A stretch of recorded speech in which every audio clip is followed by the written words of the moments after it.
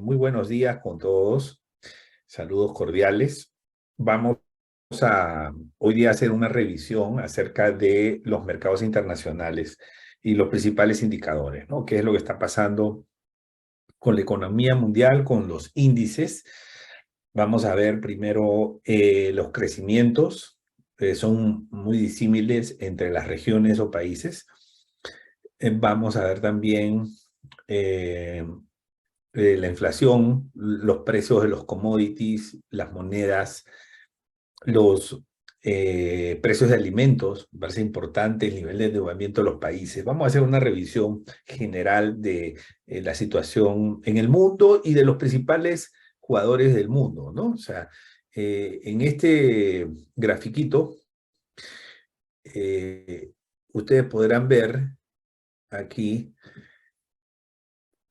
ahí está, ahí pueden apreciar más o menos cómo se compone la economía mundial medida a través del PIB, ¿no? Entonces, medida a través del PIB, lo que nosotros tenemos es una composición en donde Estados Unidos, mira, si son 100 trillones que se producen en el mundo, entre todas las economías, Estados Unidos está produciendo más o menos el 25,3%, ¿no? Entonces, casi la cuarta parte. Por eso, Estados Unidos, por su liderazgo, no solamente económico, sino también geopolítico y en otros aspectos, Estados Unidos tiene un rol preponderante en lo que pasa en la economía mundial, ¿no? Eh, de manera que cuando vemos los indicadores, yo tengo cierto sesgo a ver los indicadores de Estados Unidos porque es el jugador más importante. Y de hecho, la inflación por la que hemos vivido, por la que hemos atravesado y que todavía sigue con nosotros, aunque en menor medida, fue precisamente por una fuerte influencia de la inflación americana, que por su interrelación con el mundo, eh, terminó contagiando a muchos países el componente inflacionario, ¿no? Muy bien. Entonces, en segundo lugar está China, más o menos con el 20%. O sea, entre China y Estados Unidos estamos hablando del 45% del PIB mundial. Ahora, en tercer lugar está la zona euro. Si nosotros vemos la zona euro es más o menos como un tercer país, ¿no? Eh, entonces, ese tercer país es como, debe estar por los 14 trillones, estamos hablando de un 14% entre todos los países de la zona euro, en donde Alemania es el más grande y el de mayor importancia en esa zona euro, ¿no? O sea, poco menos de un tercio de toda la zona euro. Bien. Luego tenemos la economía de Japón. Me estaba olvidando de Japón porque Japón debe estar como en el tercer lugar más o menos. Vamos a ver dónde ubicamos aquí Japón. ¿Dónde te veo? No te encuentro, Japón. Eh,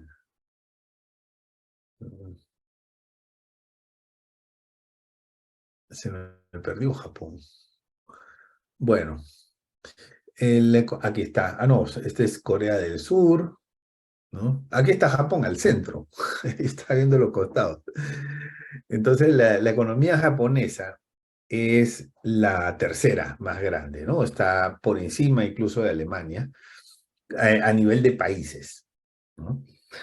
Si nosotros consideramos, obviamente yo trato de considerar a la zona euro como si fuera un gran país porque tiene una sola moneda, porque sus políticas están relativamente armonizadas, homologadas, entonces lo que hace en un lado incide en lo otro y lo veo como un país, hace sentido, ¿no? No hay aranceles entre los países, entonces lo puedes ver como un solo país, la zona euro. Si es así, Japón sería el cuarto país más grande, con alrededor de 5 trillones, o sea, más o menos el 5% de la economía mundial. Y está, eh, luego está India, ¿no? India, que ha tenido un crecimiento fuertísimo en los últimos años. Vamos a ver dónde ubicamos a India. que incluso ha superado ligeramente a, eh, a Reino Unido, que está con 3,4, o sea, pero India, aquí está con 3,3, pero en las últimas cifras le ha superado ligeramente, ¿no? En todo caso, podríamos decir que hay un empate, pero India hay que ver desde dónde viene y el Reino Unido también desde dónde viene, ¿no? O sea, el Reino Unido viene de más a menos, India viene de menos a más. Ahora vamos a ver las tasas de crecimiento. Entonces, pero hay que prestarle atención a India porque India viene como locomotora. O sea, lo que era China en la década pasada, hoy día es India. ¿Ok? Hay que ponerle mucha atención. Bueno, entonces esos son los principales mercados. Estados Unidos tuvo una caída en la pandemia que no fue tan fuerte, porque fue 2,8%, o sea, fue más o menos una caída similar a la caída después de la crisis subprime, ¿no? O sea, recordarán ustedes la quiebra de Lehman Brothers, ¿no? El año 2009 viene un deterioro fuerte de la economía americana. Entonces se ha recuperado con creces, porque el año 2021 tuvo un crecimiento que bordeó el 6%, con lo cual recuperó ese menos 2,8 e incluso tuvo un crecimiento restando ese 2,8 superior al promedio, ¿no? En el año 2021, un crecimiento que ronda con el promedio de la última década, 2,1%, ¿no? Y este año va a estar tal vez algo menos, ¿no? Pero eso es a nivel del funcionamiento de la economía. Cuando nosotros vemos el nivel de desempleo en Estados Unidos sigue relativamente bajo, históricamente bajo, ¿no? Bien. China. Bueno, China, como les decía, era una locomotora y pues no hay nada que pueda ir creciendo permanentemente, porque en la economía existen ciclos, ¿no? Ciclos. Entonces yo soy muy creyente de los ciclos y funciona para todo, ¿no? O sea, hasta para los equipos de fútbol que tienen ciclos, que tienen buenas épocas y que tienen también unas malas épocas. Entonces, bueno, eh, entonces China, cuando China venía como locomotora a inicios de la década del 2000, venía creciendo, llegó a un doble dígito de crecimiento, ¿no? Entonces, eh, ese crecimiento se basó básicamente en un crecimiento interno, es una economía planificada, pero llegó un momento en que China agotó prácticamente sus posibilidades de crecimiento interno, ¿no? Entonces, desde entonces y desde digamos, desde antes de la crisis subprime, incluso ya China estaba planificando un crecimiento hacia afuera, ¿no? Es decir, ver que sus posibilidades de crecimiento podían apalancarse más en el resto de países. Y entonces China empieza a tener relaciones con otros países comerciales. En muchos casos eso implica el desplazamiento de relaciones que tenían algunos países con Taiwán, como es el caso de Panamá, como es el caso de Costa Rica, ¿no? Y como es el caso de muchos países donde China les dice, mira, yo te voy a traer un buen volumen de negocios, te voy a construir infraestructura, yo tengo esto, tengo lo otro, te voy a traer, digamos, arroz a un precio especial, pero necesito que tú termines relaciones con Taiwán porque son ellos o somos nosotros, ¿no? Entonces, eh, entre la espada y la pared, los países, por lo menos el caso de Panamá y el caso de Costa Rica, significó que se restablezcan relaciones con China o se inician relaciones con China y que se terminen las relaciones con Taiwán. Entonces, eso, digamos, y ese modelo que pensó China en aquella época, hoy en día se va a poner muchísimo más de moda, ¿no?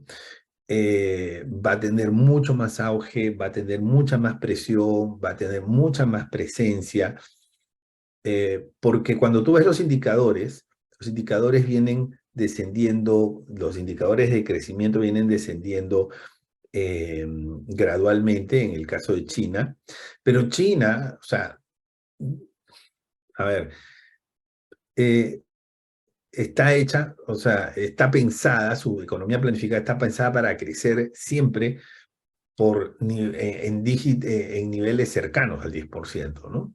O sea, en un 7%, 8%, eso es lo que China desea, porque China al final lo que quiere es destronar a Estados Unidos, ¿no? El número 2 que quiere ser el número 1. Entonces, bueno, ahí vemos que en el año de la pandemia China incluso creció, donde el resto de los países decreció. China, curiosa y anecdóticamente, el país donde se inició el coronavirus, fue un país que creció, ¿no? Bueno, entonces, se recuperó en el año 2021, pero a diferencia de lo que pasó en Estados Unidos se recuperó la economía en el 2021 y superó con creces el crecimiento del promedio. En el caso de China, no. En el caso de China, de ese 8.1 de crecimiento del 2021, hay un 3.8% que correspondió al deterioro de la economía por la pandemia. O sea, un 3.8, ¿no? Porque se cerraron las economías y hubo confinamientos. Entonces, hay un 3.8 de disminución que podemos atribuir al coronavirus del año 2019 al 2020. Entonces, en el año 2021, cuando nosotros a ese 8.1 le restamos el 3.8, nos queda más o menos un 4.3, ¿no? Que es un número pues sustancialmente bajo para China, pero el año 2022 fue un año para el olvido, ¿no? Y en China ha empezado a aparecer crisis de algunas empresas locales, de algunas constructoras, desarrolladoras inmobiliarias que entraron en un nivel elevado de endeudamiento y que pues terminan arrastrando, ¿no? O sea, porque por muy economía planificada que sea, cuando el sector privado se afecta, la economía global se afecta. No todo lo puede hacer el Estado. Muy bien. Entonces, en ese contexto, China, mi opinión es que se va a poner muy agresiva tratando de hacer negocios con el resto de países. Eh, Obviamente, ¿cuáles son sus países favoritos? Los que no se llevan bien con Estados Unidos o los que son olvidados por Estados Unidos. Los que no se llevan bien con Estados Unidos, ¿cuáles son? Bueno, Rusia, obviamente, ¿no? Eh, Rusia, algunos países árabes también, no se llevan bien con Estados Unidos, esos son, digamos, los favoritos para hacer negocios con China. Y los países, bueno, la India, que siempre ha estado más cerca de China, y Latinoamérica, ¿no? Latinoamérica por varias razones. Primero, es digamos, el grupo de países olvidado por Estados Unidos, ¿no? O sea, si tú lo piensas bien, América es como un vecindario, pero un vecindario que tiene vecinos que están muy bien, como Canadá, Estados Unidos, y el resto de vecinos que estamos entre crisis y crisis, ¿no? Todos, incluyendo Chile, ¿no? Incluyendo Chile que tuvo hace un tiempo unas revueltas sociales importantes. Eh, entonces, por ahí algunos, digamos, vecinos que se han portado muy bien, que les ha ido muy bien, como Uruguay, por ejemplo, ¿no? Y otros que están tratando de salir adelante. Entonces, en ese vecindario latinoamericano tenemos los países más grandes. ¿Cuáles son? México, Brasil, Argentina, Colombia, Perú y Chile. Bueno, todos tienen gobierno de izquierda. Repito, México, Brasil, Argentina, Colombia, Perú y Chile. Todos tienen gobierno de izquierda. Ah, no, pero es que en Chile no es tan izquierda. Pues es verdad, o sea, es una izquierda, pues, menos radical. Pero todos son de izquierda. Entonces eso hace que eh, haya como condiciones favorables para que China tenga vías de entrada. Y hay otros países que han sido descuidados, ¿no? Por Estados Unidos. ¿Ok? Entonces, Centroamérica, el Caribe y otros países de Sudamérica. Entonces yo pensaría que, digamos, viene una ola de incursión china hacia los países de Latinoamérica y obviamente un reforzamiento, por eso vimos en el Bancaforo anterior el caso de la moneda BRICS, porque viene también un reforzamiento con algunos países específicos que no tienen la mejor relación con Estados Unidos, ¿no? El caso de India, el caso de Brasil, el caso de Rusia. ¿Ok? El caso de Brasil es cíclico porque, pues, dependiendo de quién sea el gobernante, ¿no? Pero como yo les he dicho que creo en ciclos, en la política también pasan los ciclos, ¿no? O sea, mira el caso chileno, ¿no? Derecha, izquierda, derecha, izquierda, derecha, izquierda, ¿no? Entonces en Brasil hemos tenido también derecha e izquierda, ¿no? Bolsonaro, Lula, ¿no? Entonces después volverá nuevamente el péndulo a la derecha y así sucesivamente, ¿no? Con algunas excepciones en donde aparecen algunos outsiders cada cierto tiempo, ¿no? Producto del agotamiento, digamos, de los dos lados políticos. Muy bien. Entonces, ese es China. Entonces, ya sabemos más o menos qué es lo que podemos esperar de China, ¿no? Muy bien.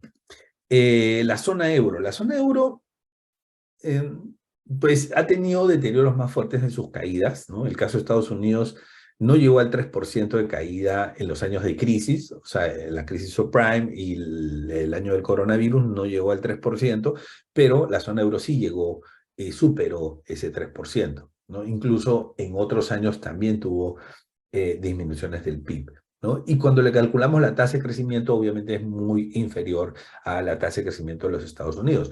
Una de las cosas que está afectando eh, las economías de la Unión Europea, de hecho yo estoy en Europa actualmente, ¿no? Lo primero es que el, el déficit fiscal se ve impactado, influenciado por mayor necesidad de fondos de pensiones, ¿no? Porque los fondos de pensiones tocan directamente la caja fiscal de acuerdo al sistema de reparto que se tiene en los países europeos, ¿no? Entonces, y por otro lado, esos fondos de pensiones están afectados también por el envejecimiento de la población. O sea, ¿el envejecimiento qué significa? Significa que somos más jóvenes. Suena raro, ¿no?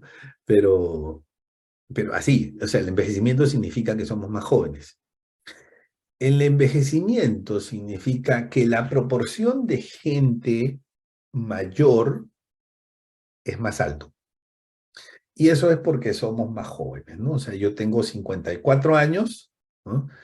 Y me siento como uno de 30, de verdad, ¿no? O sea, siento que mi carrera está comenzando recién, ¿no? Tengo muchos planes, me siento bien de salud, ojalá que esté bien de salud. Eh, me siento con un espíritu joven, ¿no? O sea, emprendiendo nuevos proyectos, nuevas cosas, y así hay mucha gente. Entonces, cuando nosotros hablamos de envejecimiento, es que la gente que en el pasado, a los 54 años, ya pensaba retirarse, o sea, que ya eran casi unos ancianos. Hoy en día los 54 años son jóvenes, ¿no? Jóvenes de verdad. O sea, ayer me fui a un concierto acá en Madrid de Maroon 5. Concierto ahí, me sentía joven, ¿no? O sea, el envejecimiento es eso, ¿no? Y eso es porque las personas hemos cambiado de ciclo, la tecnología nos ha ayudado muchísimo, ¿no? En la información nos ha ayudado muchísimo, el estilo de vida ha cambiado muchísimo, la investigación médica, el desarrollo de la medicina nos ha ayudado muchísimo. Entonces las personas vivimos más, ¿no? Y si sabemos que vamos a vivir más y tenemos una mejor cultura de salud, entonces eh, pues nos sentimos jóvenes, digamos, a una edad en que hace 20 o 30 años ya está, nos hubiesen mandado al asilo, ¿no? En serio. Entonces, ese es el envejecimiento. Y ese envejecimiento está afectando a el mercado europeo, ¿no? ¿Por qué? Porque, digamos, hay más gente activa, ¿no? Hay más gente que digamos, hay una mayor proporción de personas mayores y la proporción de personas menores, que son los principales, digamos, aportantes al fondo de pensiones, es más pequeña. Entonces, por lo tanto, a medida que pasan los años, o sea, lo que hay que pagar en pensiones es mucho mayor respecto del número de personas que tiene que hacerlo, ¿no? Porque todo es un cálculo per cápita. Entonces, ese es el problema en Europa y seguramente por eso han visto las cifras, las movilizaciones por los cambios en la edad de jubilación, el caso de Francia y todo lo demás, ¿no? O sea, yo estaría feliz que me suban la edad de jubilación, ¿no? Porque eso significa que, eso significa que digamos, tengo más vigor para el trabajo, que puedo seguir trabajando, o sea, y al final eso es una buena noticia para mí, ¿no? Pero bueno. Entonces, vamos con Japón. Japón es un mercado muy especial, porque Japón es uno de los países que está más endeudado, ¿no? Eh, de hecho, no ha usado mal su deuda, ¿no? O sea, muchas veces nosotros vemos el nivel de endeudamiento y tendemos a juzgar a los países por su nivel de endeudamiento. Pero el nivel de endeudamiento tiene dos cosas, hay que ver dos cosas detrás de eso, ¿no? O sea, Japón tiene más de 200% de endeudamiento, ¿no? O sea, es probablemente el país uno de los países desarrollados o el país desarrollado que más endeudado está. Entonces, pero hay dos cosas ahí en un nivel de endeudamiento. Lo primero es, ¿en qué se ha usado la deuda? ¿No? Si tú usas la deuda para pagar tus gastos corrientes, eso es una mala idea. Pero si tú usas tu deuda para mejorar los servicios sociales y la infraestructura, eso es una buena idea, ¿no? Lo mismo. Entonces, si yo uso mi deuda para irme todos los días de concierto, así como ayer, ¿no? Todos los días. Entonces, eso es una mala idea, pero si yo uso el endeudamiento para comprarme una propiedad, un apartamento, eh, un terreno, una finca, eso es una buena idea, ¿no? Porque detrás de ese endeudamiento hay una inversión que va a satisfacer algún tipo de necesidad, ¿no? Entonces Japón ha hecho un buen uso de la deuda. Y la otra cosa que hay que tener en cuenta es la capacidad que tiene un país de pagar esa deuda. O sea, un país puede tener 200% de endeudamiento sobre el PIB, pero si tiene capacidad, no lo veas tan mal, ¿no? Bien, entonces, Japón es un país sensible, ¿no? Y de hecho, si yo les decía que en Europa hay un envejecimiento de la población, ¿no? En Japón es mucho mayor, ¿no? En Japón es mucho mayor. Y eso de alguna manera, digamos, ha afectado la productividad, ¿no? Lo otro es que, aunque no lo crean, en Japón hay economías, por ejemplo, el agro, o sea, hay sectores de la economía que están muy protegidos, ¿no? Son muy protegidos. Entonces, aunque no lo crean. El agro es un buen ejemplo. Entonces eso también ha impactado la flexibilidad que puede tener el país para adaptarse a los ciclos. Y la otra cosa que es menos importante, pero no podemos dejar tomar en cuenta, es que Japón es un país que está en un terreno sísmico, ¿no? Entonces, cuando Japón se está recuperando después de la crisis subprime, ¿no? Que ahí ustedes pueden ver que se cayó la economía 5,7%, o sea, Europa se cayó, ¿cuánto? 4,4. Estados Unidos se cayó 2,6, ¿no? Japón se cayó 5,7. Entonces está recuperando, ¿no? Se recuperó 4,1 en el 2011 y le viene el terremoto, ¿no? Entonces, les tumba el terremoto la economía porque te afecta, ¿no? Y entonces en el 2012 el crecimiento es 0%. O sea, no crece la economía japonesa. Entonces, una economía muy especial, ¿no? Obviamente, fíjate que ya en el 2019, antes de la pandemia, ya ellos habían entrado en una pequeña recesión. O sea, el PIB se había caído 0,4%, ¿no? Entonces, no vamos a ver grandes cifras de crecimiento en Japón. O sea, eso es lo que no deberíamos ver de acuerdo a la estructura de la economía, ¿no? La India, bueno, este es, digamos, el mercado que te digo que viene creciendo con mucha fuerza, a tal punto que ya superó, o sea, primero, hoy en día, India crece más que China, el nivel de tasa de crecimiento proporcional. Segundo, eh, yo le decía que India ya superó al Reino Unido en el tamaño de la economía, ¿no? Entonces, eh, hay que ponerle mucha atención a la India, ¿no? Y eso significa que, pues, eh, eso significa que entre China e India vamos a tener los crecimientos más importantes de la economía mundial a nivel de países, ¿no? O sea, uno tiene como el 4%, el otro tiene como el 20%, entre los dos son más o menos como una cuarta parte de toda la economía, entre las dos son más o menos como un Estados Unidos.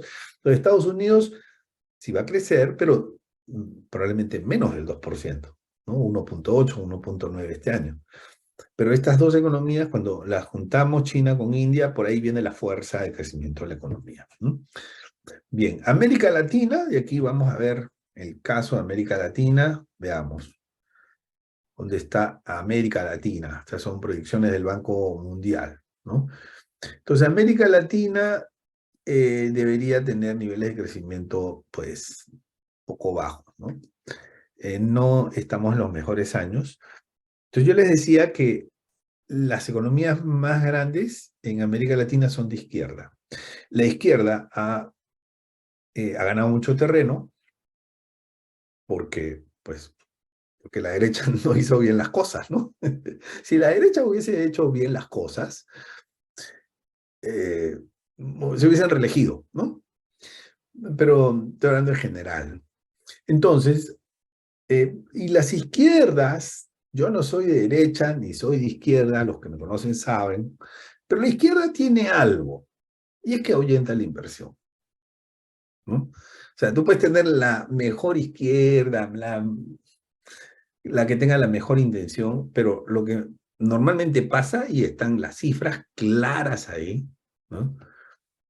Eh, es que la izquierda ahuyenta la inversión y los capitales, aparte de la inversión. O sea, el capital local convierte sus ahorros a dólares y los manda afuera, ¿no? Algunos se van a Panamá. O sea, Panamá tiene, los principales fondos que han llegado a Panamá son de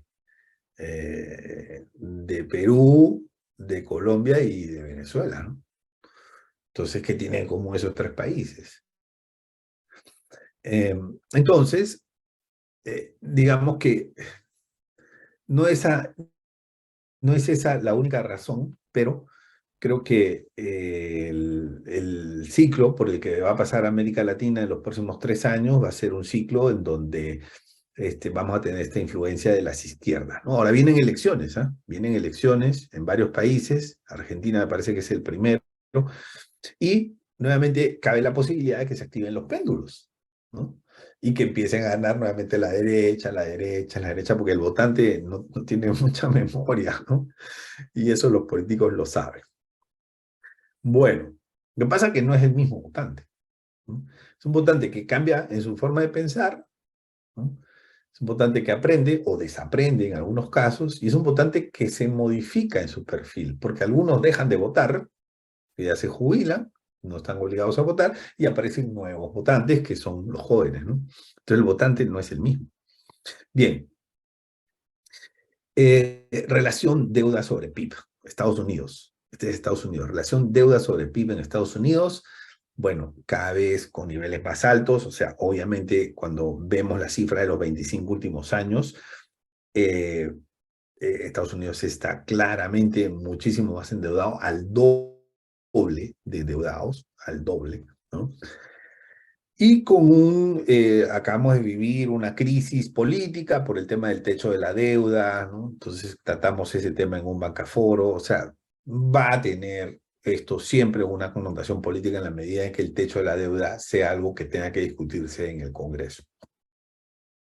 En el caso de China, aquí vemos este crecimiento que ha tenido China en su nivel de endeudamiento, tiene que ver con los niveles de infraestructura que internamente China ha desarrollado, ¿no? O sea, se dedicó a fortalecer su infraestructura interna y eso obviamente fue lo que le llevó a crecer en algunos años hasta el 14%, ¿no?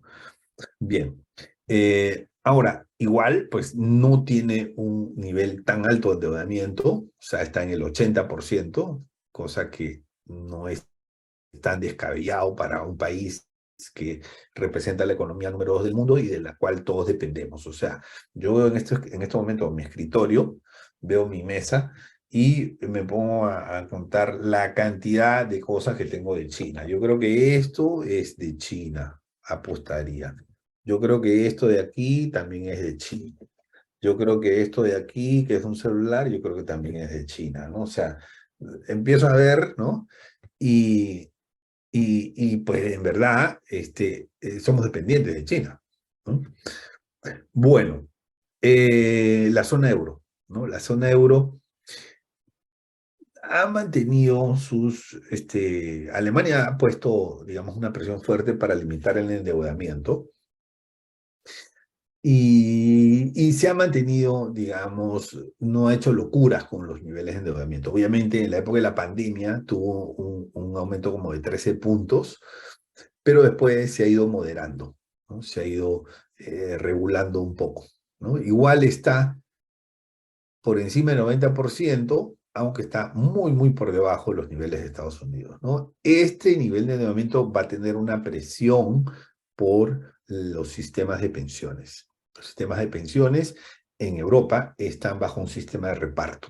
Y un sistema de reparto, entonces, que es un sistema piramidal, es un sistema piramidal en donde los que aportan, eh, digamos, los que aportan hoy financian las pensiones de los jubilados de hoy, ¿no? Eso es. O sea, los aportantes actuales pagan las pensiones de los jubilados actuales. Entonces, eso quiere decir que mi pensión, si yo soy un trabajador, el día que me jubile, mi pensión la van a pagar las futuras generaciones. Entonces, un sistema de reparto que eh, funciona en la medida en que tengan los recursos. Si eres un país superavitario como Noruega, entonces es perfecto. Pero las tasas impositivas que tiene Noruega, el, el, el nivel de generación de ingresos que tiene Noruega, o sea, el fondo soberano que tiene Noruega, pues el superávit fiscal que tiene todos los años, ¿no? Con algunas excepciones como pandemia, cosas de esas, le dan esa característica, ¿no? Para los países que tienen déficit fiscal, un sistema de reparto es un peligro, es un agravante de digamos, de una dificultad para la sostenibilidad fiscal. Bien, en Japón, ahí están, miren, 265% de endeudamiento. 265%, o sea, es una locura. Pero Japón tiene probablemente la mejor infraestructura interna, tiene probablemente los servicios sociales mejor atendidos, ¿no? Eh, pero ha estado mucho en proteger, digamos, algunos sectores, como el sector agrícola, que tiene subsidios, claramente, ¿no? Entonces, y esa es la realidad de Japón. Un país muy endeudado, o sea, en los 25 últimos años ha duplicado o más que duplicado su nivel de endeudamiento, ¿no? que tiene un nivel de envejecimiento de la población, ¿no? Importante y que le dificulta tener flexibilidad en su economía. La India, ¿no? Entonces, fíjense, la India ha elevado los niveles de endeudamiento, o sea, para financiar su crecimiento, ¿no? O sea, y, y está pues en niveles todavía inferiores al 90%, ¿no? Pero en niveles que pues son mucho más altos que los que tenía en años anteriores, en la década anterior. Bueno, ahora vamos a hablar de algunos índices bursátiles, por ejemplo, el S&P 500, ¿no? Entonces, el S&P 500 tuvo un bajón el año pasado, se ha ido recuperando, pero se han hecho encuestas a inversionistas que piensan que digamos, este índice va a caer, ¿no? O sea, hay más gente que piensa que va a caer que gente que piensa que esto va a seguir aumentando, ¿no? Se puede ver el vaso medio vacío o medio lleno. Yo pensaría que es más probable que esto tenga un bajón, es más probable, porque los efectos de la tasa de interés, de la subida de la tasa de interés, todavía no se han visto materializados de manera completa, integral. Entonces, y por lo tanto puede que todavía haya una expectativa positiva de los agentes, ¿no? Con el Dow Jones, ¿no? Pasa algo más o menos parecido, ¿no? Ahora, lo que sí hay algo que es cierto, ¿no? O sea, esto funciona bien, ¿no? La pendiente es positiva, con algunos altibajos, ¿no? Pero, por ejemplo, para los fondos de pensiones, este es el mecanismo perfecto de inversión, ¿no? Entonces, este es el destino de inversión ideal. ¿Por qué? Porque en el largo plazo lo que tú ves es pendiente positiva, siempre, ¿no? Bien, por aquí tenemos el dólar, ¿no? ¿Qué va a pasar con el dólar? Bueno, el dólar tuvo un auge, tuvo una caída, ¿no? En la época de la crisis subprime, luego tuvo un auge, pues viene el problema inflacionario en Estados Unidos y se va desvalorizando, ¿no? Esto va a continuar desvalorizándose, en mi opinión, ¿no? Eh, va a continuar disminuyendo, ¿ok? Y yo pensaría que esto va a también afectarse un poco si se materializa el proyecto de la moneda BRICS, ¿no? Porque cuando esto pase, o sea, China e India son tenedores, sobre todo China es un tenedor importante, es probablemente el tenedor más importante de reservas en dólares. Entonces, cuando tengan que modificar sus reservas de dólares a la moneda BRICS, va a tener que vender dólares. Y esa venta de dólares, por oferta y demanda, va a desvalorizar el dólar. ¿Okay? Entonces, yo pensaría que eso, digamos, va a ser lo que probablemente pase. Entonces, las perspectivas, para mí, son de una disminución en el valor del dólar respecto de otras monedas, ¿no? Este índice es el dólar medido respecto de una canasta de monedas estables. Bien, la oferta. La oferta de dinero en Estados Unidos, aquí ustedes pueden ver que se ha venido reduciendo, o sea, tenemos que monitorear esto, ¿no? O sea, hay una reducción, claramente, por aquí hay una reducción, y por otro lado, lo que nosotros tenemos es que cuando vemos lo que ha pasado en los últimos años, es que definitivamente hubo una emisión importante de recursos que llevó a que se genere una inflación que batió récords porque fue los niveles más altos de los 40 últimos años en Estados Unidos y que además terminó contagiando al mundo. Entonces, ¿qué más tenemos? Ahora tenemos el oro. O sea, a mí me gusta ver el oro porque es como el oro es el refugio perfecto, ¿no? Siempre tiene pendiente positiva, o sea, casi siempre, ¿no? Pero en el largo plazo tiene pendiente positiva, eh, y, y digamos, si bien es cierto, no es una moneda, sí es un activo que está bien valorado por los agentes económicos, ¿no? Entonces, cuando el precio del oro sube, a mí lo que me dice eso es que la gente está buscando un refugio, ¿no? O sea, o está invirtiendo excedentes o está buscando un refugio, ¿no? Entonces, pero en épocas de crisis, cuando, como las actuales, porque venimos de una pandemia, inflación, subida de tasas, estamos en crisis, es una situación especial.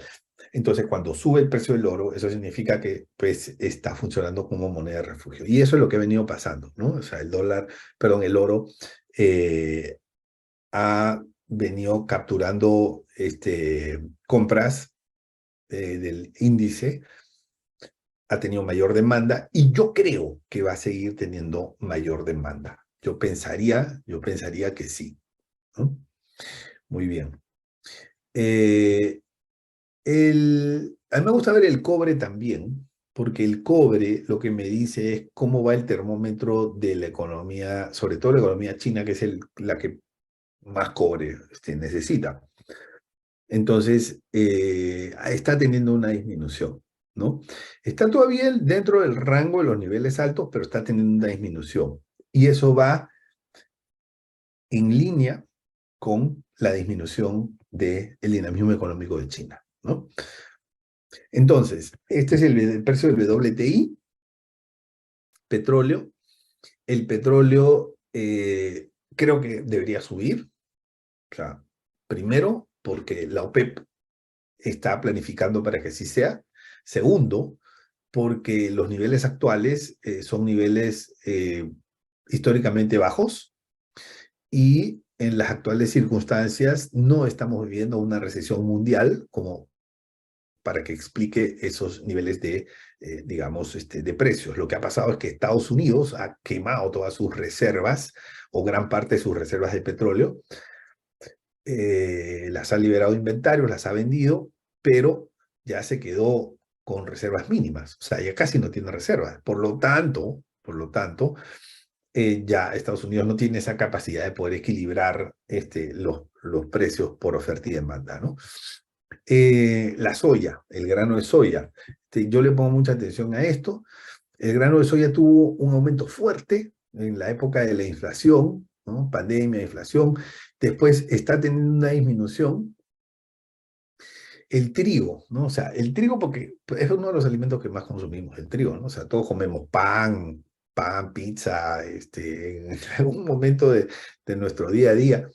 Y el trigo, si te das cuenta, en el último año ha tenido una disminución fuerte. Eso significa que los alimentos tienen una disminución fuerte, los alimentos, en cuanto al precio. ¿Ok? Porque si este es el precio principal del insumo, se cae, termina contagiando hacia abajo a los precios, ¿no? La leche también, una caída importante y todos consumimos leche o sus derivados como queso, ¿no? Yogur o cualquier otro derivado. ¿Ok? El arroz sí no ha tenido una disminución, porque el arroz eh, este, venía acumulando ya problemas en la producción por sequías, por falta de inventarios, o sea, ya venía acumulando problemas y no se equilibraba adecuadamente como otros alimentos a la oferta y demanda porque venía arrastrando ya, digamos, problemas por el lado de la oferta. La demanda siempre se va a mantener, arroz, o sea, que aquí creo que todo lo que estamos en el foro consumimos arroz de alguna u otra manera. Bueno, los niveles de inflación, fíjate, aquí me voy a ubicar en el de Estados Unidos. Estados Unidos está en un 4%. Lo voy a ver por aquí, Estados Unidos, 4%, ¿no? El nivel de inflación. Aquí y por acá te muestro los más altos, ¿no? Turquía, 40%, Argentina, 114%. Esos son niveles reales, ¿no? Entonces, Estados Unidos eh, está teniendo, y aquí lo puedes ver, una disminución importante en los niveles de inflación. Sin embargo, hay que tener cuidado porque esa disminución en los niveles de inflación no necesariamente es de manera generalizada en todos los productos. Lo que tenemos es que en alimentos sí, ¿no? Vamos a ver, en energía, por ejemplo, tenemos una disminución importante en el nivel de inflación de energía, ¿no? Que está en inflación negativa. O sea, los precios están bajando. Y en alimentos tenemos una disminución que no es negativa, pero sí es una disminución importante. Sin embargo, en el resto, que se llama inflación subyacente, que es este gráfico, todavía no tenemos una disminución tan fuerte. Todavía estamos en niveles superiores al 5%, ¿no? Bueno, entonces, sí están disminuyendo alimentos y energía, pero no el resto de cosas. Entonces eso nos deja pensando porque obviamente el objetivo de los países es reducir los niveles de inflación a un objetivo, en el caso de Estados Unidos es un 2%, probablemente eso se va a moderar y se va a terminar convirtiendo en un 3%, ¿no? Porque cada vez el esfuerzo es más difícil, ¿no? Entonces eso implica reducir la oferta monetaria y que aumenten las tasas de interés y las tasas de interés, si te das cuenta, y las podemos ver en este gráfico, ¿no? Ya están, por ejemplo, en la zona euro en 4%, en Estados Unidos en 5.25%, ¿no? En algunos países como Argentina está en 97%, ¿no? Entonces, pero las tasas de interés, yo pienso que todavía pueden subir un poquito más. Esta semana la Fed hizo una pausa en las subidas de tasa de interés, venía subiendo todos los meses prácticamente desde hace más de un año, pero hizo una pausa y yo pienso que es como un descanso, un paréntesis, pero es probable que por lo menos un cuarto de punto vuelva a subir en la siguiente revisión, ¿no? Y que eso pueda suceder de 2 a 3 veces más, ¿no? Va a depender de qué es lo que pasa con la inflación y sobre todo qué es lo que pasa con el desempleo. Las tasas de interés, como puedes ver, todavía no han llegado a los niveles récord, o sea, no están en los niveles récord. Lo que pasa es que hemos estado mal acostumbrados a tasas bajas. Entonces estamos sintiendo el efecto. Esa es una primera razón. Y una segunda razón es la velocidad. Si tú ves la pendiente con la cual han subido estas tasas, ¿no? Esta es la pendiente actual que no se compara contra las pendientes de otros periodos, ¿no? O sea, digamos, la subida de tasas ha sido mucho más rápida que años anteriores, que en otras oportunidades. Muy bien. Entonces, la tasa de desempleo todavía está en 3.7% y que esté por debajo del 4% está dentro de los 3 niveles más bajos de toda la historia de los 50 últimos años, ¿no?